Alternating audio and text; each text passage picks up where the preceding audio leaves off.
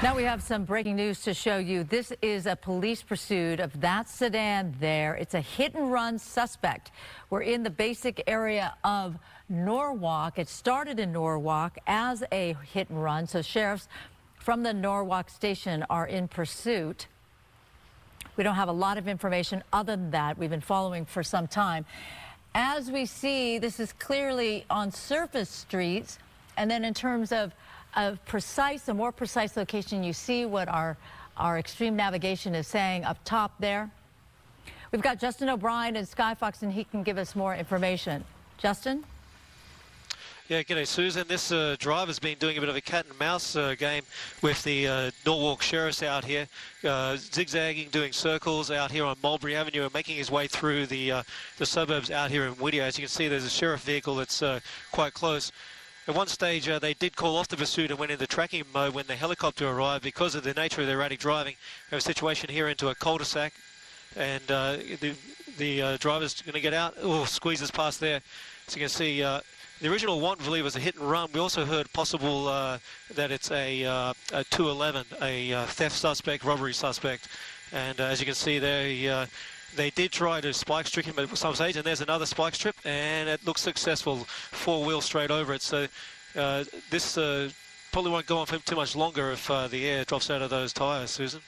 Tactical error there, Justin, turning into that cul-de-sac. It's surprising, actually, that the law enforcement cars did not try to block the area, but I'm sure part of it has to do with the fact that anytime you have a car heading towards you, that is a lethal weapon.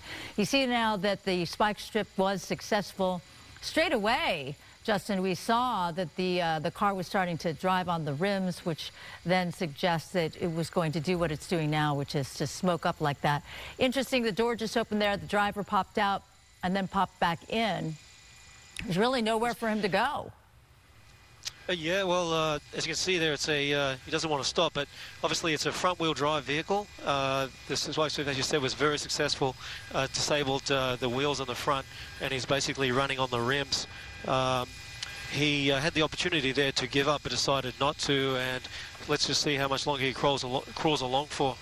All right, so Mulberry Drive and Ruoff Avenue, car going quite slowly, now coming to a stop, and it seems as if the driver has nowhere to go, but that doesn't mean that he's in custody as yet, and we've seen this many times, where oftentimes a driver figures, look, I'm not in custody, so I'm just going to keep on going until I can't go any farther.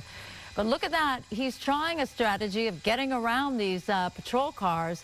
Doesn't really seem like he could go very far, actually, despite the fact that there are some avenues of him getting out of there. But look at that. Trying to go up the curb. He doesn't really have much in the way of wheels to drive upon, and yet keeps going. Even with that door open, he popped open the door and decided, hey, if this thing is still going, now nudged up against that hydrant, that's also going to prevent him from moving. He's sort of wedged himself up against the hydrant there. But look at that, he popped out, he made some kind of gesture, and then he closed the door once again. Yeah, no doubt he doesn't want to give up, and he's obviously got himself bogged there on the grass. So I don't think he's going anywhere now. They've boxed him in. As you saw, they didn't try to stop him because obviously they don't know if he has any weapons, and that's why they didn't use the vehicles when he drove past them and squeezed through. But they're obviously making commands to him, something out of the window. Throw out items. That perhaps was a gun that he just tossed out. Now tossing out a jacket. Well, this is an interesting one for sure. So the smoke from the burning engine and the wheels is sort of obfuscating our ability to see what else is going on there. He's making all kinds of gestures, closing the door, opening the door. Yeah, and as you see there, Susan, he's probably having a difficult time breathing with all that smoke. He's definitely, it looks like he's yelling at the officers, and they're obviously asking him, please kindly step out. I don't know that they said kindly, Justin. When you do what you do in that vehicle, you don't get that kind of politeness. Oh, threw something else out. Not sure what that was. Not throwing it at the officers. Okay, so now, oh, he got injured. He must have gotten injured in the crash. He's got, or one shoe on, one shoe off. He's trying to decide. He's perhaps, he might be high. He might be showing them, look, I don't have any more weapons. He pulled out his pockets. Unfortunately, it does look like, it looks like he may be under the influence of something, just the way his mannerisms and the way he's acting. But they're obviously going to move in quickly here to take him into custody. Oh, he's not giving up very easily. He's going to put on a little bit of a fight here, even though the odds are so far against him.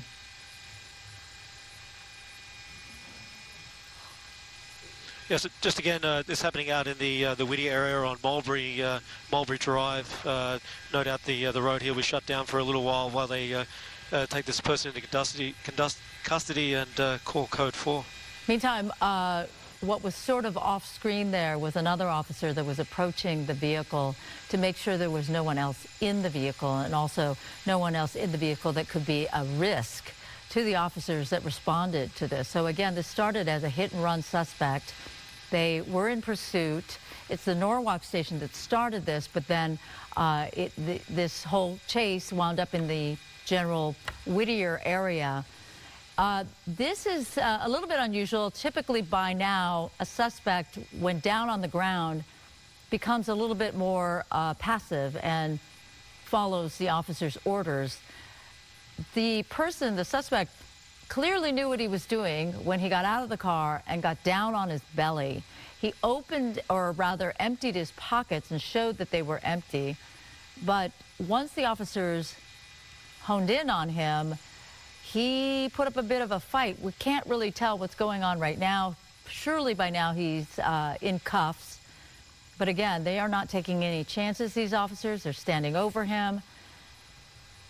And it's unusual to see by now, Justin, that he is still not really as submissive as you would think. Yeah, obviously he's still resisting arrest. They've cleared the car, made sure nobody else is inside, as you just said, and I believe they're just trying to get him to his feet. I wouldn't be surprised if they actually haven't somehow shackled his legs to prevent them from kicking out. But there's certainly a large number of deputies out here tonight, so this gentleman really doesn't have any choice other than to give up. There was talk that he lived in the area, so there's a crowd to the right, which after we load him up into the vehicle, I'll pan over and show, which may suggest that he has some friends that have come over to possibly lend support. Yeah, this is an unusual scene as well, the fact that they bound his feet and now they have to load him into the back of the patrol car before they take him away for booking and arrest. All right, so that is the end of a pursuit. It ended safely, at least in terms of civilians and officers. Again, Skyfox overhead, a hit-and-run suspect, but now the situation is... Wait. So Susan, we may... so we're just saying here, this appears to be... so he has friends that have turned up, possibly... I don't know whether it was some way to help him get away. You can see people here are quite distraught, and it looks like they appear to be taking someone into custody who the deputies obviously asked to please stay back. Okay, now did you see, I was so focused on them loading him into the back of the car.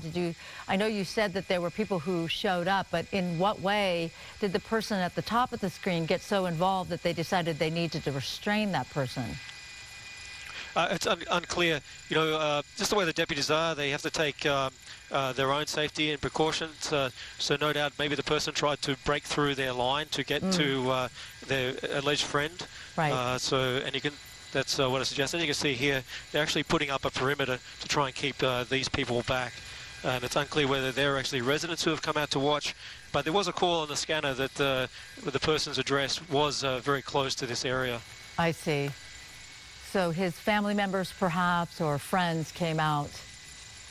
You know, we've seen a lot these days, and it could be something as simple as they know that this person was at risk of a suicide by cop situation, or that they were somehow in some kind of, psychotic break.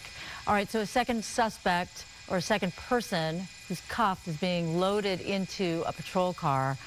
So that means there are two men, it appears to be two men, that will be under arrest. This second person, it is believed, did not come out of the car, the original car that was pursued.